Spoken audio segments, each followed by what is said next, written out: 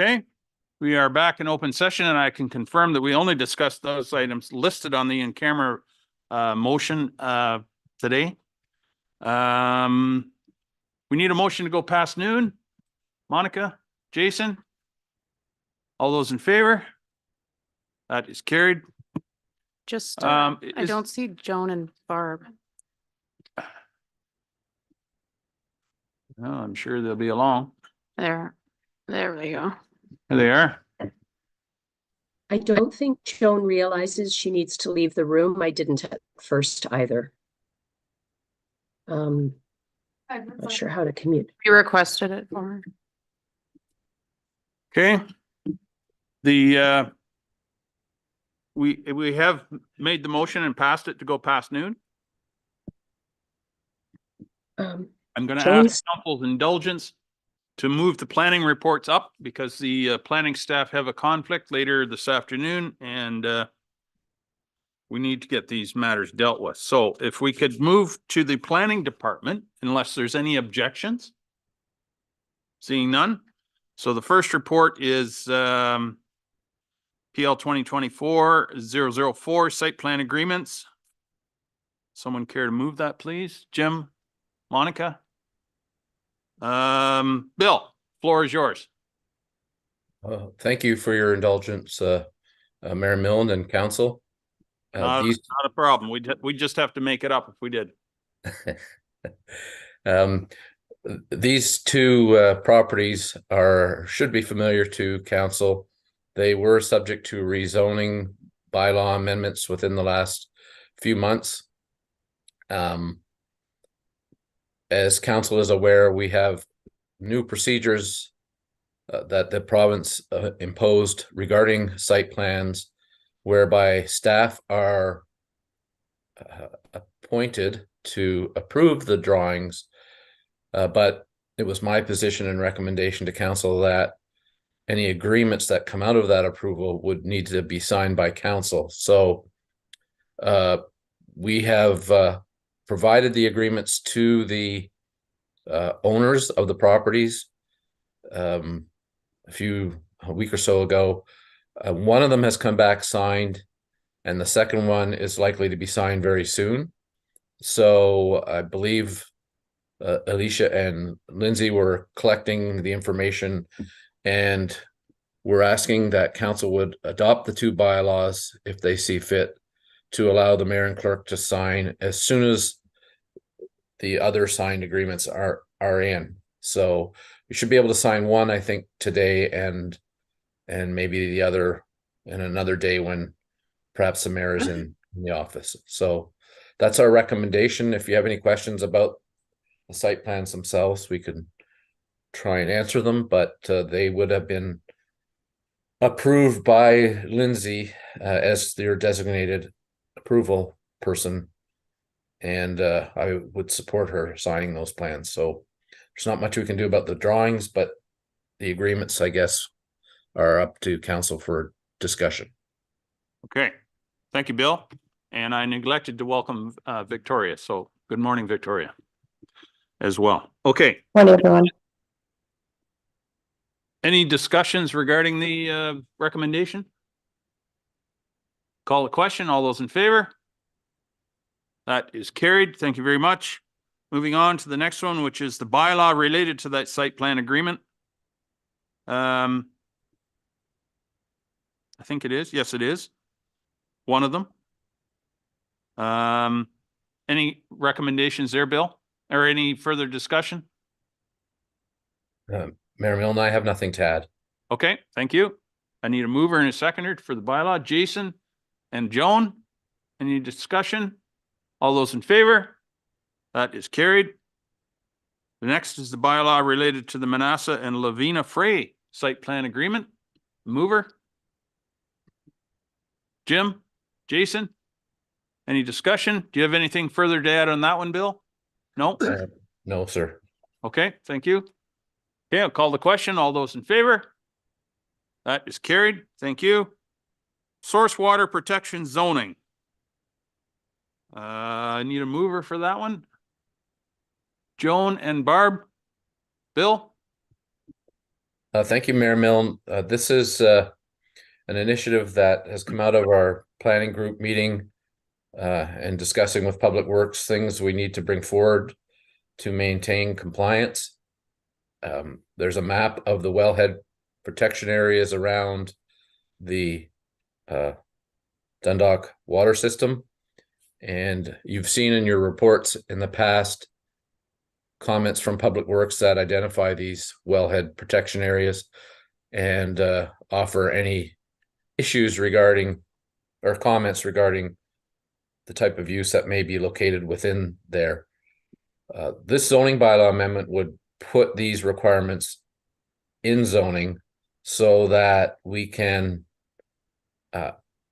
identify if a property is in a wellhead protection area when asked, and they can take appropriate action to make sure that they comply with the source water protection plan that's in place. Would say that as planning staff, we're not the experts in source water implementation.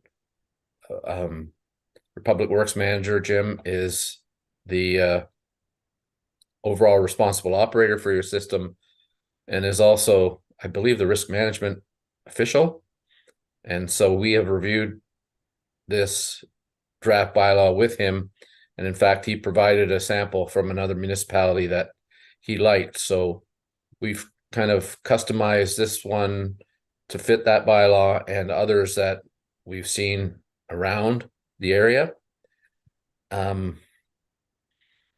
I guess really what council needs to know most about it is that the Grand River wellhead source protection plan that was approved, I guess probably about 4 or 5 years ago, is basically implemented through this zoning amendment. And there would be an obligation for landowners to make sure that they complied with this. And obviously we would be giving advice to council when applications come forward as to whether there are issues with the source protection plan. It's quite technical in nature. You know, there's reference to things like dense non-aqueous phase liquids, and I don't really know a whole lot about that stuff. But the intent here would be to put this draft bylaw in public meeting circulation, get agency comments, and then hopefully have council adopt it sometime in the coming weeks.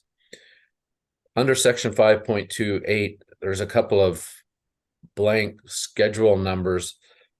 I believe the deputy mayor reached out to the clerk, and appreciate that they're not filled out, and that should refer to schedule 49, and schedule 49 would be the new zoning schedule that would go in the zoning bylaw, and it would basically be the map you see on page 1 of the report. So effectively what would happen is that map would become a new zoning schedule, schedule 49.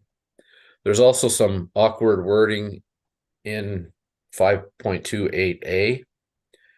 We would correct that with proper wording, basically referring to the fact that they need to comply with the source protection plan as approved under the Clean Water Act. So I apologize, there's a couple of little wording issues with that bylaw, but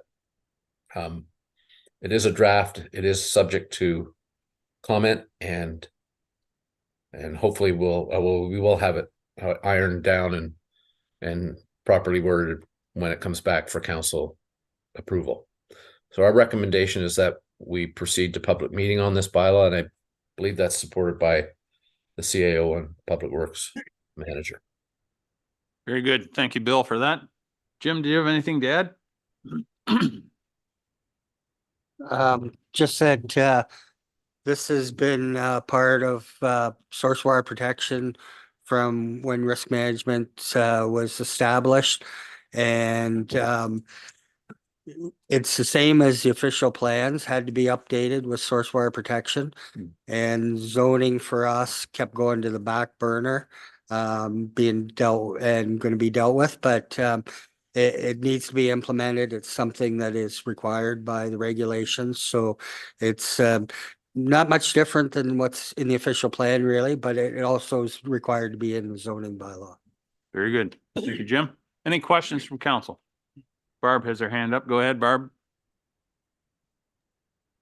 Thank you, Mayor Milne, and thank you, Bill and Jim. Perhaps this is to be directed to Jim.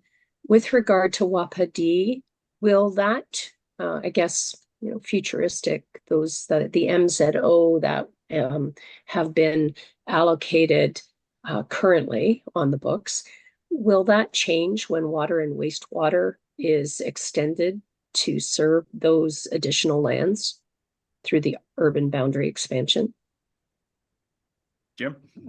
No, what it will do is if there's a commercial or industrial use that comes into those areas, that they could be prohibited, subject to risk management plans. It all depends on basically quantities of the Dean apples, is because most of those are in Wapiti. So, or those type of ones that are threats that are in those Wapitis, and that's basically the Dean apples. So again, if there was a dry cleaner to come into that area, it probably wouldn't be allowed. If there was somebody that wanted to manufacture some sort of chemicals in or use of chemicals in a greater quantity than is allowed in the different regulations, then it would be prohibited, or it would have to have the risk management plan.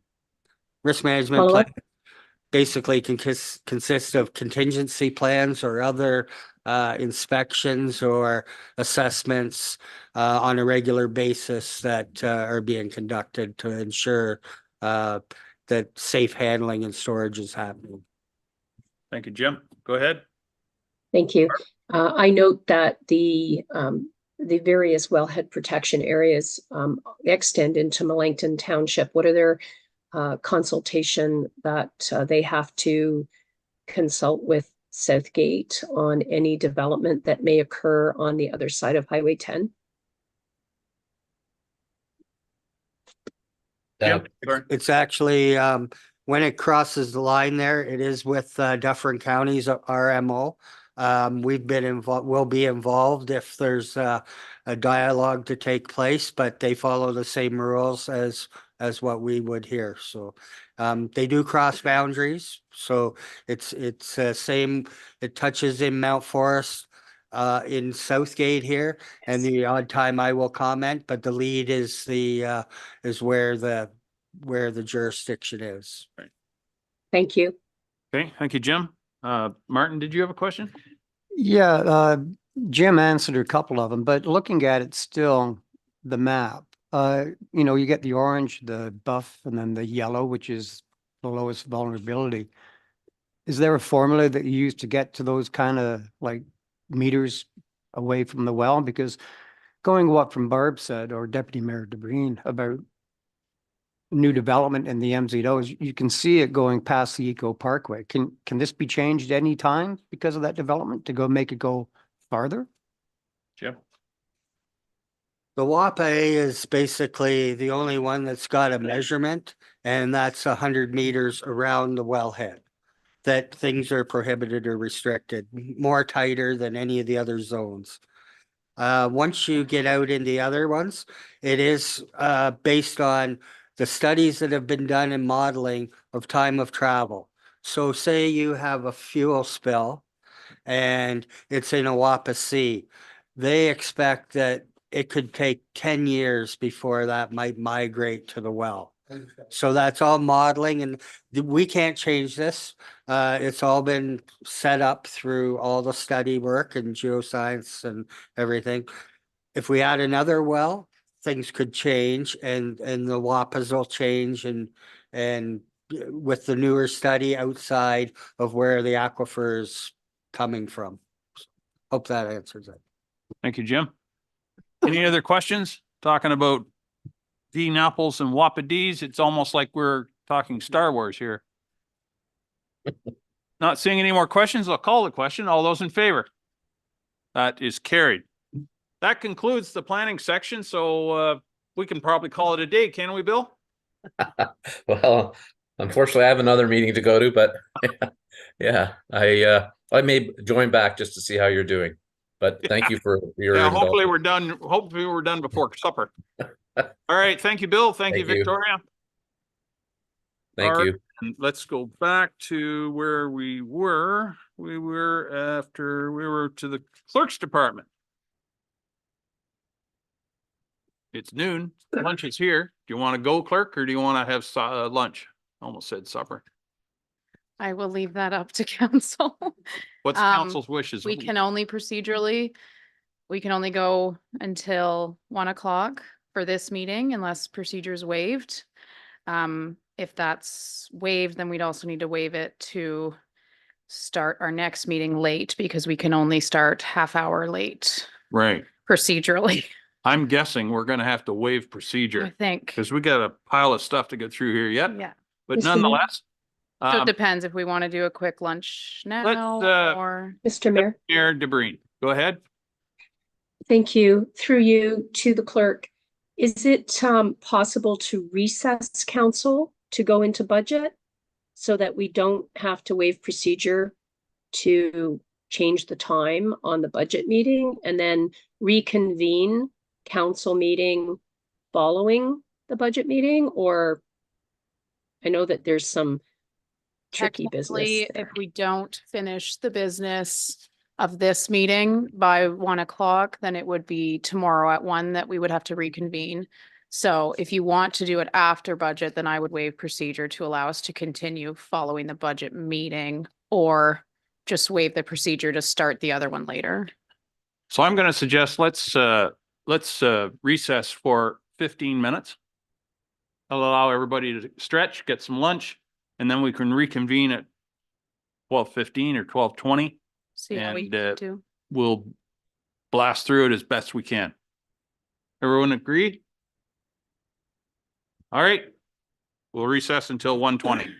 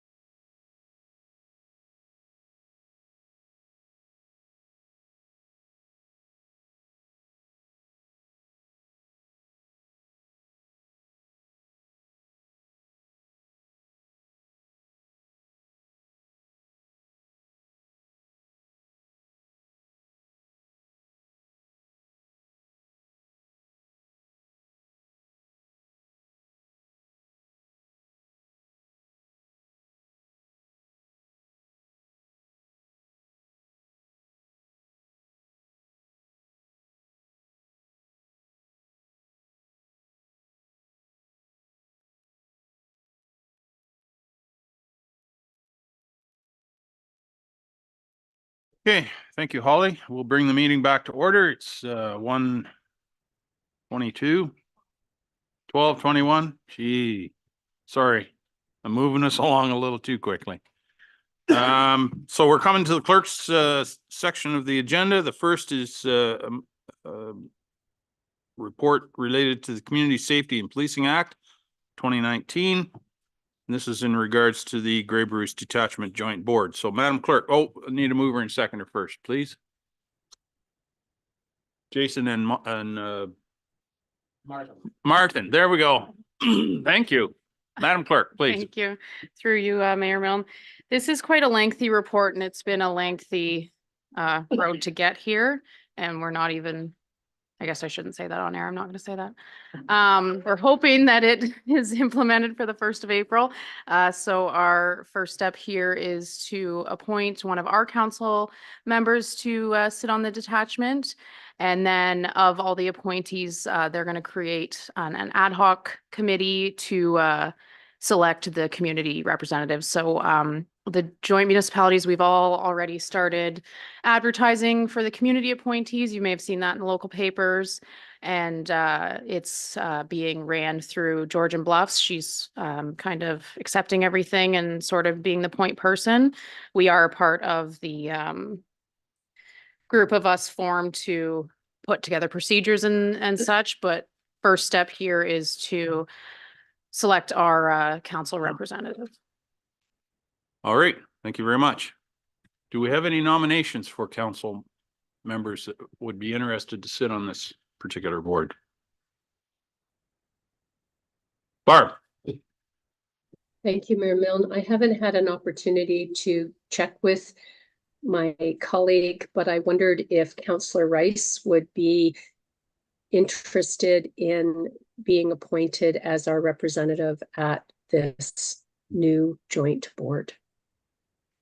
Jason? Not really interested, but thanks for the offer. Okay. Then Sorry, go ahead, Barb. then I would propose that we nominate Mayor Milne.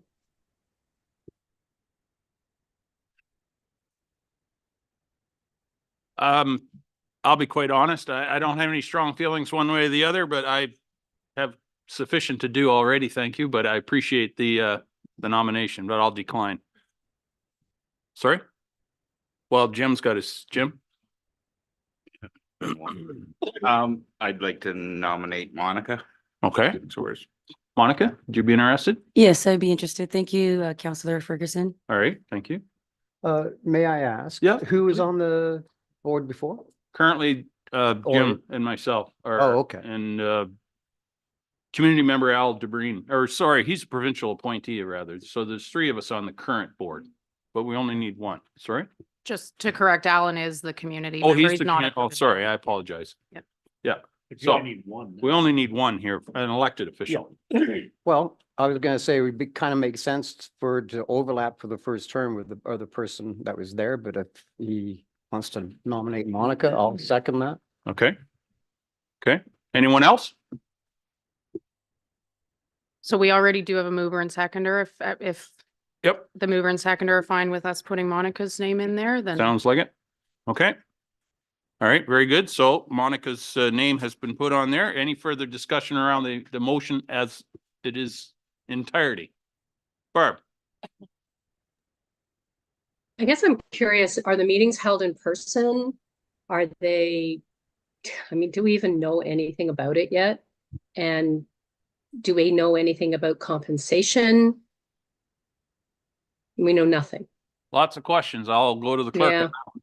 Yeah, and through you, Mayor Milne, unfortunately, we don't have a lot of that information. The big question looming is who is going to provide the administration. We are trying, I hope Paul's listening, we're trying to push OPP to take that on, just what Mhm. I think it makes more sense that way.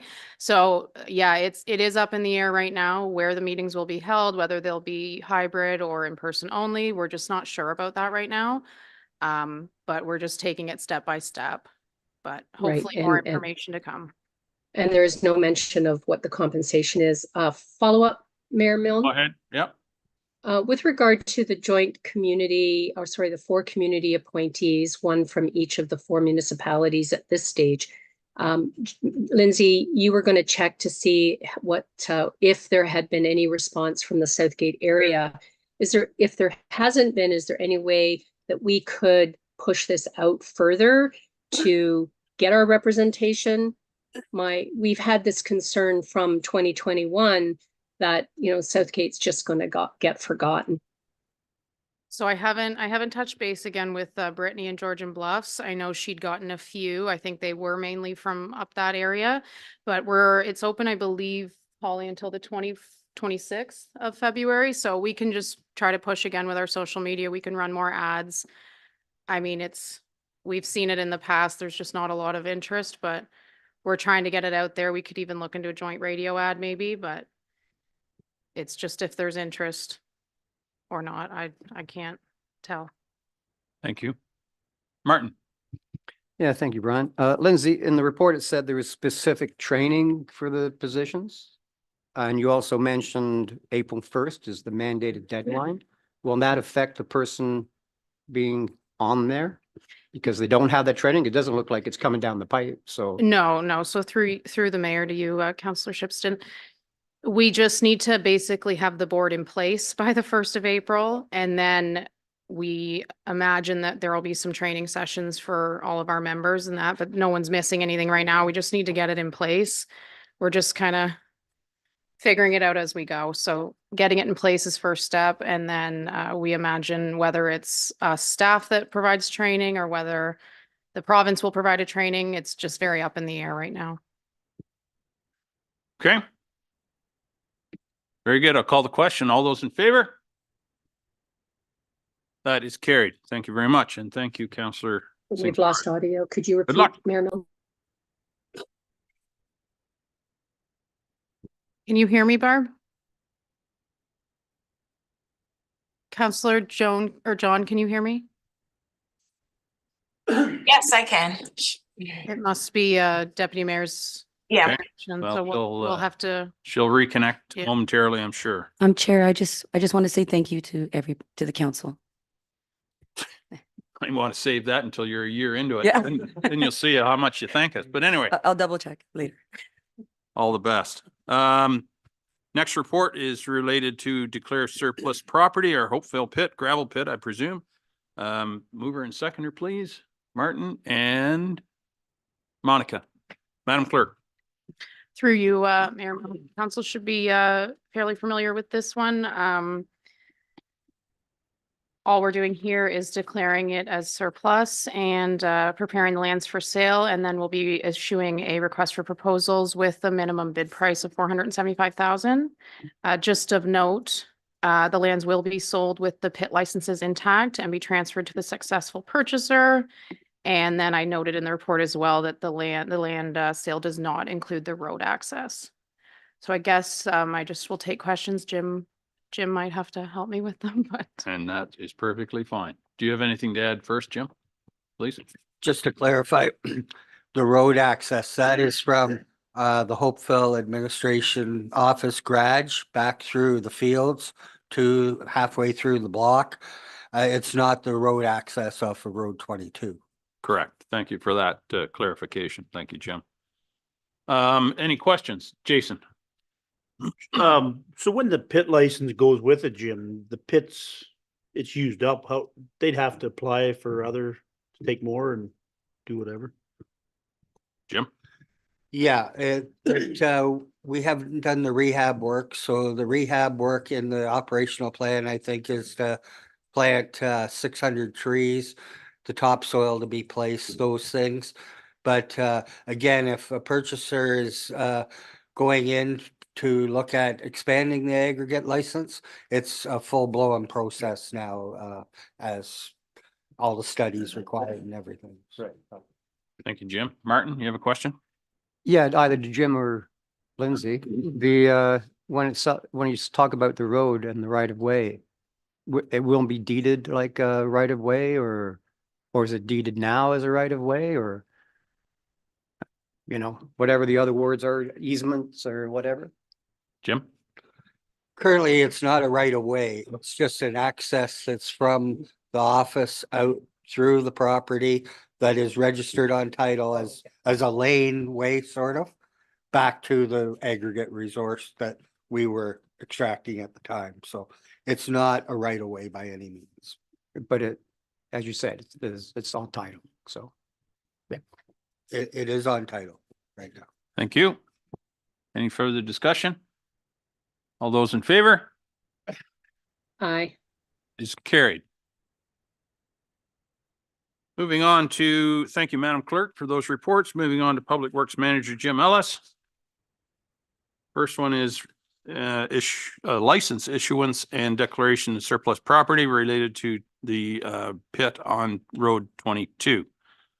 Someone care to move that, please? Jason and Monica, thank you. Jim? Finally, 10 years, we got a license. So anyhow, Finally. yeah, it's good news. So there's a little bit of work to do before we extract this year. And we have some of that already in place. We've ordered the 3,300 trees through SVCA and their 50 million tree grant program.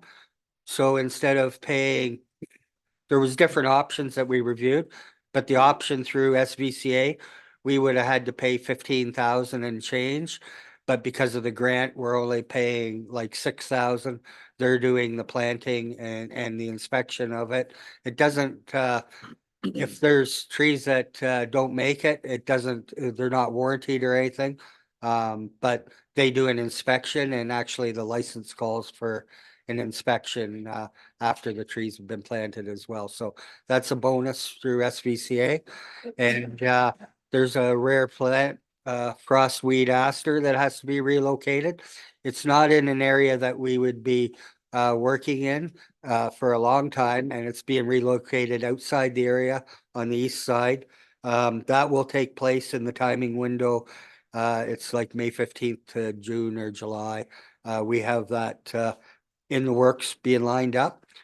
So then through our consultant, we as long as we're in the process and we have plans in place, we believe we can work in conjunction and do the stripping to get some initial, but it might delay our maintenance gravel till later in June before we actually get applying, whereas normally we'd be starting usually about mid-May. So it might be a little delayed this year for the maintenance gravel section. Council previous direction was once the license was issued that the lands would be put up for sale.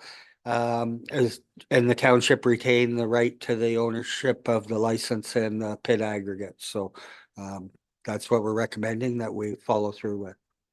Very good. Thank you, Jim. Any questions on that report? Barb? Through you, Mayor Milne, not a question, but yes, I agree. Finally, you have a lot of patience, Jim. The condition of sale would be a lease back for the aggregate area, right?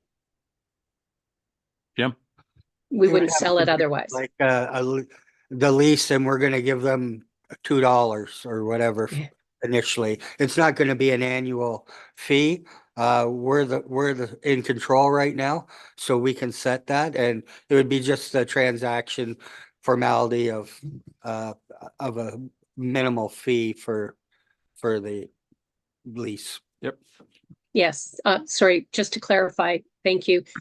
That we are selling the whole property and leasing back for a nominal amount for a period of what, 40 years? Or the life of the extract? Jim? That was what was anticipated, 40 years or till the extraction was finished and the rehab completed. So just to note too, like currently the land we are leasing on that farm is about 70 acres. And with the setbacks taken and the laneway out of it, there'll be about 60 that are be workable for that farm. So, and there's about 25 acres that are in the licensed area. There's another little bit of wood lot that's outside the licensed area at the back. Thank you, Thank Jim. you. Monica?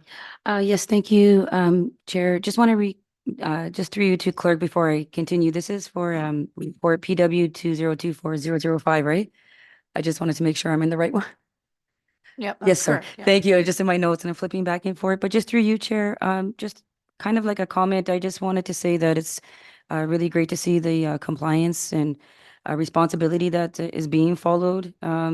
And that we continue to emphasize the township's responsibility to comply with the ARA regulations, license conditions, and the approved site plan. So highlighting this responsibility underscores the township's commitment to sustainable and regulated use of natural resources. And that just goes to why we're so happy for having the licensing and then making sure that we are in compliance. So I just wanted to add that comment. Thank you to the manager for PW. Thank you.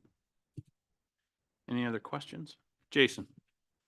I think I seen it somewhere, but if we are successful selling it, where will that revenue go to? Did I already ask that one time? We're all going to Vegas. Maybe that's for, Madam Dina, Clerk? is it, or? I believe it goes into reserves, or maybe. Taylor, please. Yes, I'm on. Yes, it is going into reserves per the 2024 budget that we'll be presenting this afternoon. Very good. Thank you. Any other questions? Martin? Had a comment. I was with the tree planting that the Conservation Authority is going to do. I was glad to see that they're using all different native species and getting actually some biodiversity instead of strips of just white pine. So that's good. 40 years, you said, for the length.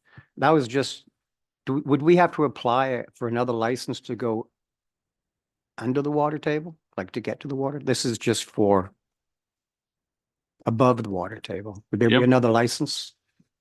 So there's no time limit on the extraction. So if it takes 45 years, that's nothing to do with the ARA license. This is for above ground pit operations. So if we were to want to extract below ground, below water table, I would say where the pit's located, it probably wouldn't be permissible because of the wetlands to the east that could be affected. So it's not in an area, I don't think that could happen.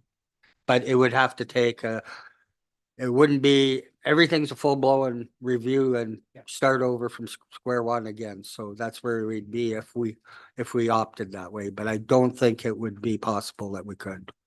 Thank you. Very good. All right. Any further questions? Jason? Just one more quick one going back to the sale. Can council direct that to say go to the roads if we wanted rather than it go to reserves, or just to curious when it's? Taylor? Yes, yeah. So we have this one specific sale going to Public Works reserves, but we can decide anything based on this afternoon. Yep. Thank you, Taylor. Any other questions? I'll call the question. All those in favor? That's carried. Thank you very much. The next one I'm going to declare pecuniary interest on related, I have a family member that is, was successful in one of the quotes, so I'll turn the chair over to Councillor Rice. Okay, thank you, Mayor. I guess we're 9.22, quotes and tender award recommendations. Do we need a mover and seconder? Yeah. Martin and Jim. I guess we'll probably turn it over to you, Jim. So this is annually we put out for this pecking order list of when we need equipment rentals and who to call and what pricing's in place. So it's a routine that we do annually. We have tried to do it biannually too before, but with fuel prices and that, there's reluctant in people locking into certain things. We've tried it, but we've went to annual again. In a nutshell, there is some increases from 2 to 12%. There's a couple contractors that have held their pricing from 2023. This will probably be maybe the last year that we'll have to look for winter sand supply. The new pit has a resource of sand in the area of the first phase of extraction. But we're trying to get everything going this year and trying to get the granular looked after basically first here. That's what we're pursuing, but next year there could be a savings with not having to purchase sand. Oh, sorry, one other thing. The backhoe and mini X work for the Dundalk Maple Grove Cemetery.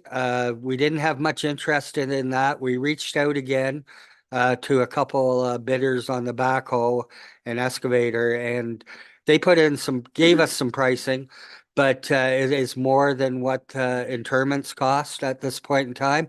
And we know from our current fees and charges update that we were competitive with pricing, so we were able to ask our own operators if they'd be willing to commit time to do it, because 90% of the time some of these full burials happen on a weekend. So we do have commitment from a few operators that we can manage this with our own resources and bring in a rental mini X. The backhoe to do the work in that cemetery is getting fairly tight. There are some open spaces, but we more or less need mini X in there these days. Thanks, Jim. Anybody got any questions on any of these?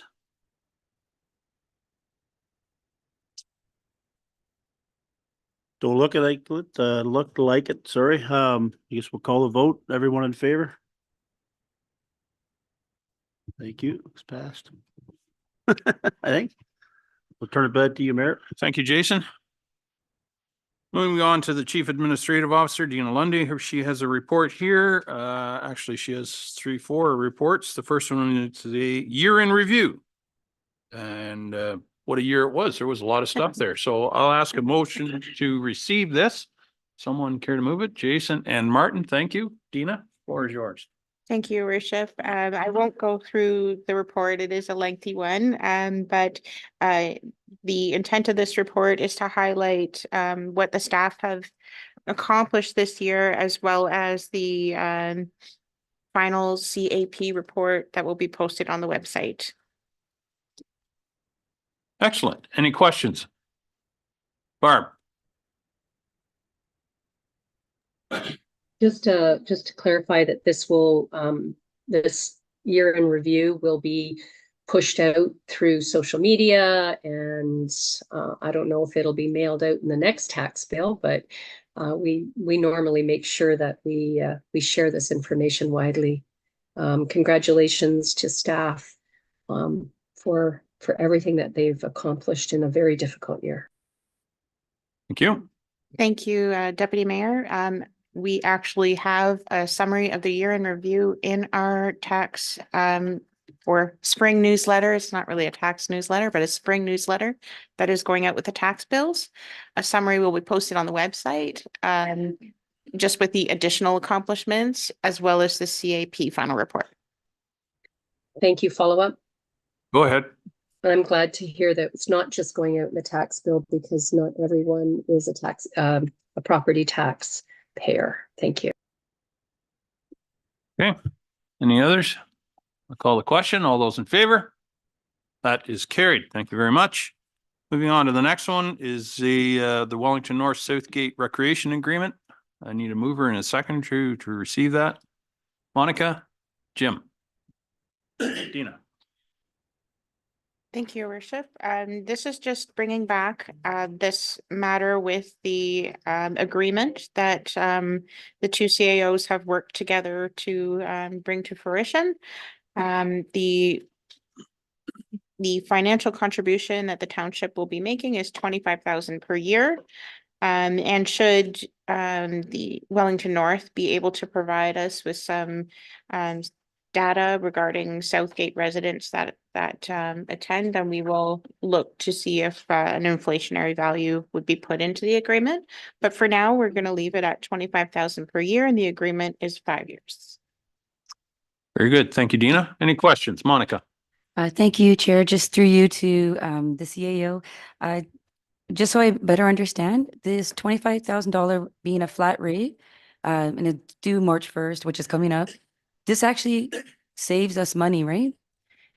Yes, Yes. that's correct. The previous agreement was had an inflationary value to it, so it would go up by the CPI rate every year, but had some requirements as far as reporting. And so we're looking to, and the data isn't being collected as far as what residents, where they're from specifically. So the Wellington North CAO is looking into how they can provide, how many Southgate residents are attending the facility and using it. So that will give us more information on continued contributions. Thank you. And just a quick follow-up comment, just that was really happy to read this, and that is, from my understanding, in alignment with our strategic goals for our strategic plan. So just wanted to add that. Thank you. Thank you. Any other questions? Call the question. All those in favor? That is carried. Thank you very much. Next is the bylaw regarding the previous report. Someone care to move it? Jim and Jason, any questions? Anything to add, Dina? No. No? Okay. I'll call the question. All those in favor? That is carried.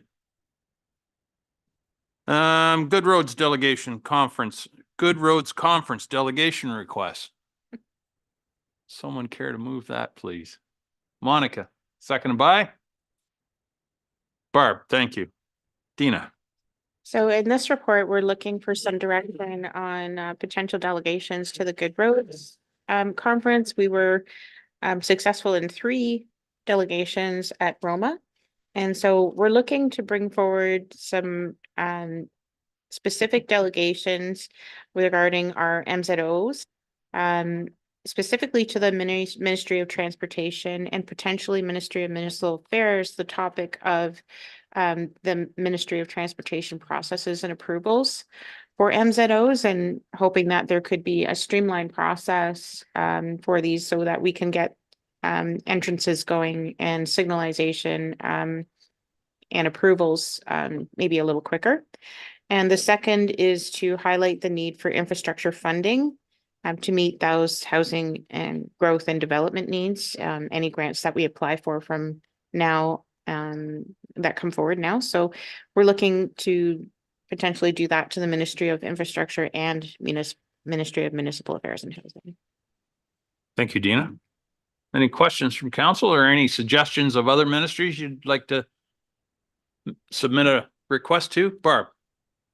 Thank you. I think with the delegation to the Ministry of Transportation, it's more of a comment, Mayor Milne, to the CAO.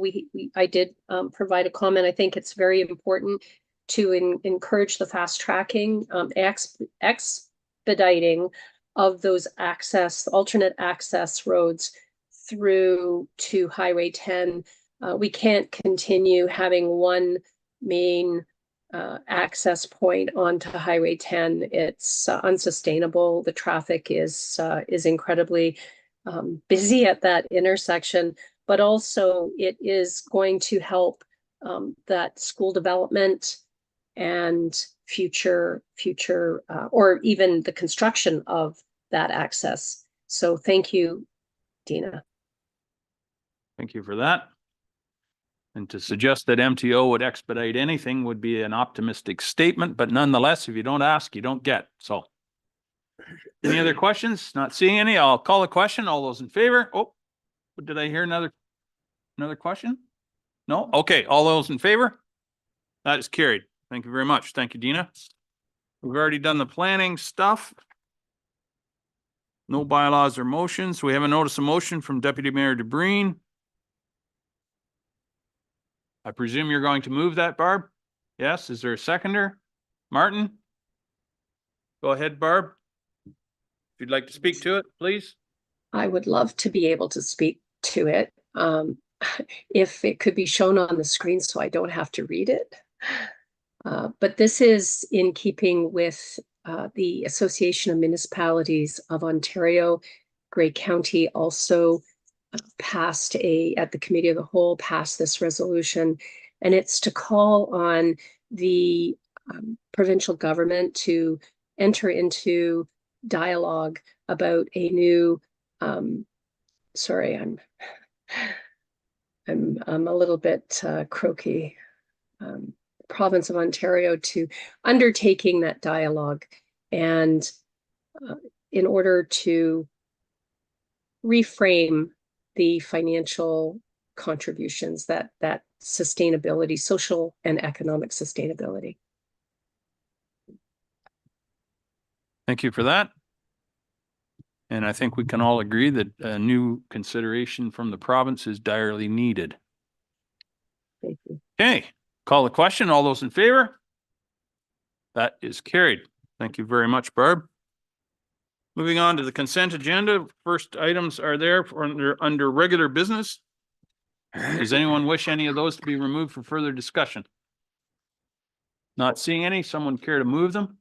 Monica? Jim? All those in favor?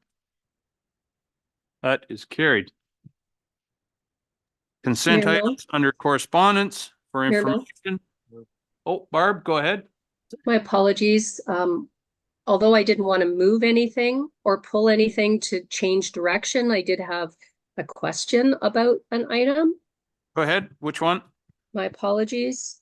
I did want to, and I'm not sure that the building department is present because we don't have full screen, but I wondered what are we attributing the 50% decline in permits? Is it mostly residential? Well, I mean, it is mostly residential. There he is. Hello, Mr. Fisher. Is it a slow in construction? I know it's certainly not the efficiency of our departments, so it's the issuing of building permits. We were tracking at about 150 per year in new housing starts. So thank you. Yep. Thank you, Barb or Bev. Through the mayor, yes, the reduction in building permits, I have used my crystal ball, as so to speak, or tried to get input from our various developers and builders in the area. And I don't want to jinx anything, but it seems that things are slowing down a little bit, probably due to the economy and the price of material and the cost of interest. I am hoping that I am wrong, but I am making adjustments so that we are prepared. If I would much rather have more income than less income than I'm projecting. Very good. Thank you, Bev. Any other questions? I have more. Oh, go ahead, Barb. Sorry. To the CBO's year-end report with the bylaw and parking enforcement, that, I mean, it is educated. People need to be informed. And I just wanted to clarify for the viewing public that the road allowance is from property line to property line. And that includes the lower portion of somebody's driveway that is on the sidewalk side. Certainly, if it's parallel, and you can confirm this, Bev, if it's parallel to the curb, but below the sidewalk, it's still the road allowance. And while it may be considered by a resident that it's not impeding snow removal, it does impede snow placement, and we're not responsible for any damage throwing of snow by a snowplow on someone's vehicle would cause, correct? Bev? Through the mayor, I think you've pretty well summed it up there. Yes, our bylaw says the highway is the definition, not allowed to park on the highway. And when you look at the definition of a highway, it is from lot line to lot line. That means it is on the property side of the sidewalk because the township does own the sidewalk. And on the other side, if there is no sidewalk, it is still the same distance, maybe greater depending on the site plans of the buildings. You're not allowed to park in this area because of snow removal. And as you said, it could possibly end up damaging your vehicle with the throwing of ice as the plow goes by. Parking parallel is probably one of the, maybe I shouldn't have started this, but one of the waste ways to park is there's a mirror in the road. There's doors to be banged up, everything, a much larger surface of the vehicle to push more snow against than the front or the rear. Thank you, Bev. Any other discussion? Did we vote on that, Madam Clerk? Yes, we did. Okay, so we're moving on to the correspondence consent items. Does anybody wish any of those removed for further discussion? Martin? 12.22, Wellington County Library. Okay. Anyone Sorry. else? Counselor Shipston, you want to move something other than, or you just want to comment on I it? just want to comment on it. Okay, yeah. so you're not Okay. pulling it. I'm not pulling. Okay. just Okay, all right, comment on it. fair enough. Sorry, I Yep. always get that mixed Yep. up. Sorry. Okay, would someone care to move receiving of those consent items? Monica? Thank you. Joan, you second that? Thank you. I stopped putting my hand up, Mr. Mayor, because I put it up several times and you're not watching the TVs. Sorry, I'm doing my best, but nope. Thank I you. want to get you onto the minutes, so at least I've done that. Okay, moved and seconded. Comments, Martin? Yeah, with the County of Wellington, 2004 might be okay. Like it's 120, cost of living 180, but to raise it double for 2025, I would really like to see what the librarian has for her numbers. So it could be lower, couldn't it? Because I think the one we have with Melanchthon is 9,000 plus COLA, so. Are you wishing our library to comment or Wellington North's No, or for us, Wellington County? for us to look at, to make sure that Right. it's gonna be okay, like if they can do it for the library, you know, they can't do it for the recreation to get numbers. I'd like to see the numbers before. Lindsay or Lacey? Sorry.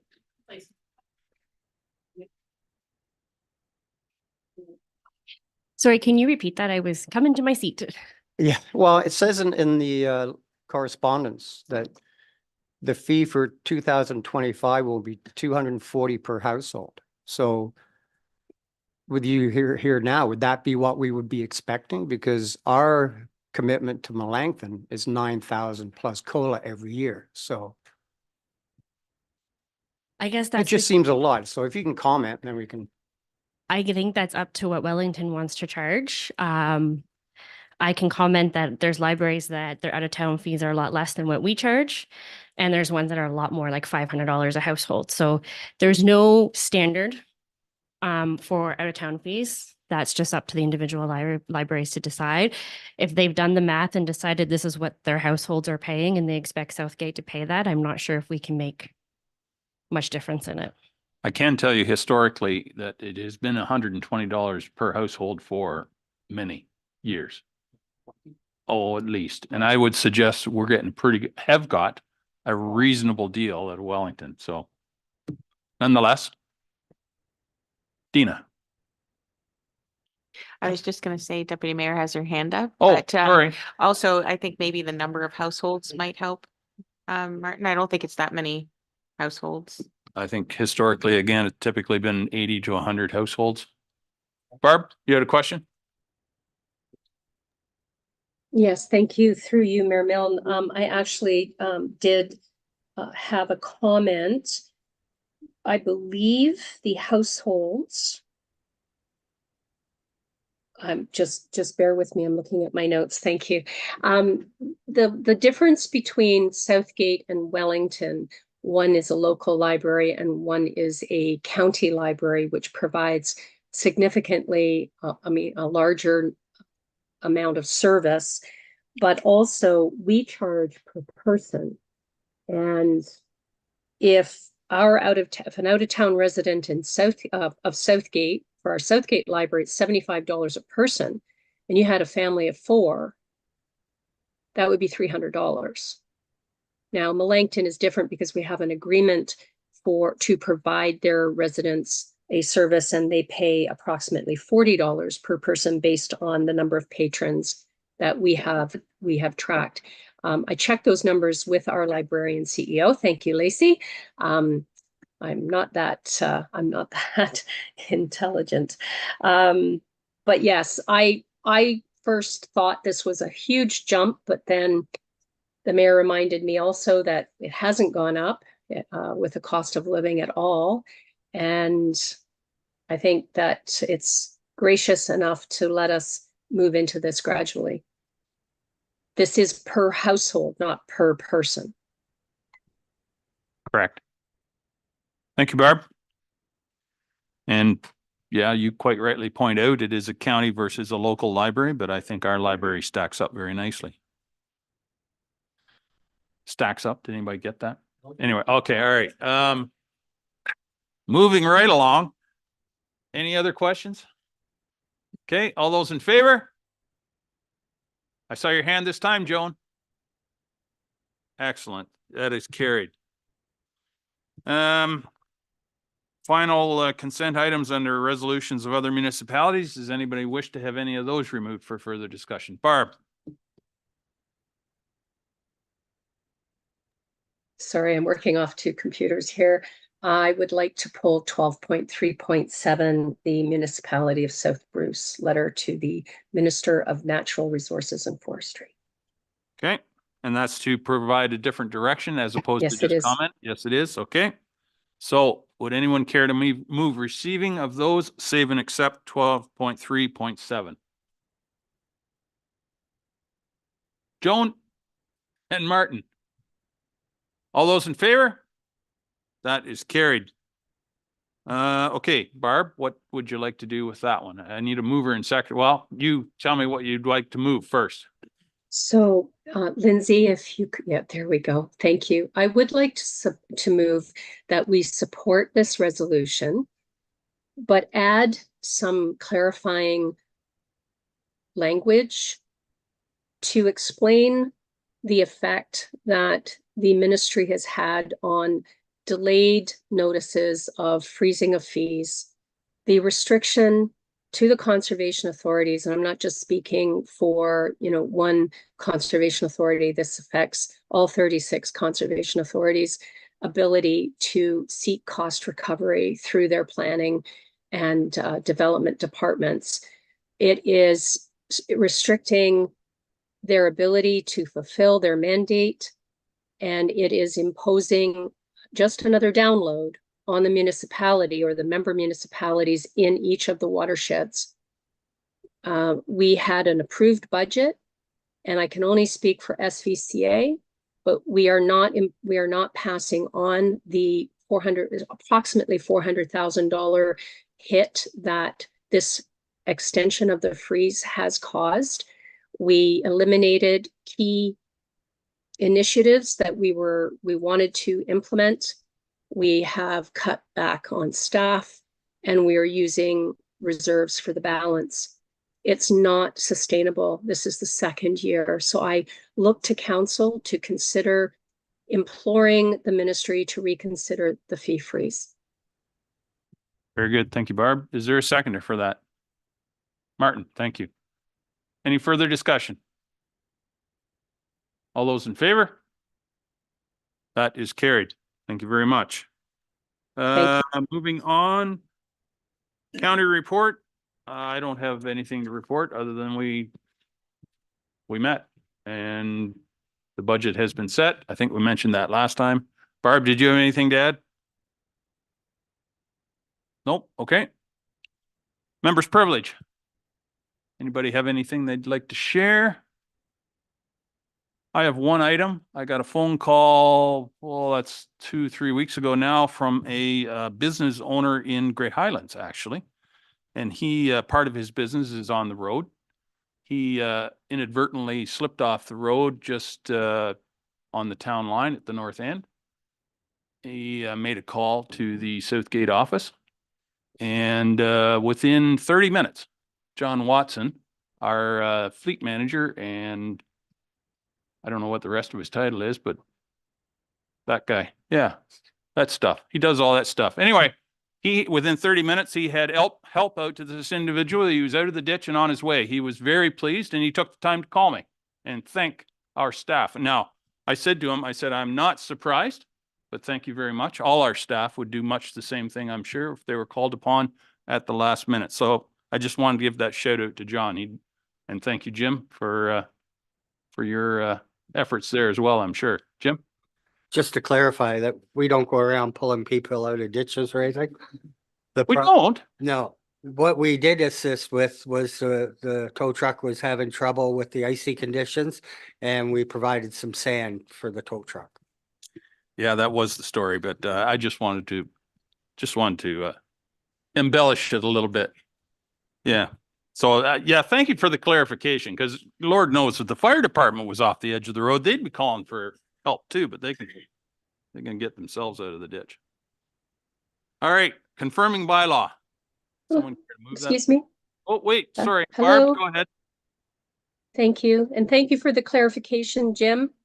Because I know not everyone gets towed out of the ditch, or not anyone gets towed out of the ditch.